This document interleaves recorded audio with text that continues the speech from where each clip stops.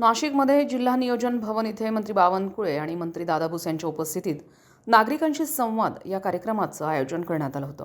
शहरी आणि ग्रामीण भागातल्या नागरिकांच्या विविध समस्यांबाबत असंख्य नागरिक आपल्या समस्या घेऊन यावेळी उपस्थित होते। मंत्री बावनकुळे यांच्या समोर आपल्या तक्रारी त्यांनी मांडल्या। प्रशासनाकडून कुठल्याही प्रकारे न्याय मिळत नसल्यानं आता थेट मंत्री बावनकुळे यांच्या समोर नागरिकांनी आपल्या तक्रारी मांडल्या आहेत आणि मंत्री बावनकुळे यांनी देखील सर्व निवेदनं निकाली काढणार असल्याचं आश्वासन दिलंय।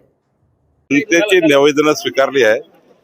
या सर्व निवेदनावर आता आम्ही प्रशासनाची बैठक आहे, त्या बैठकीत सर्व निवेदन निकाली काढू।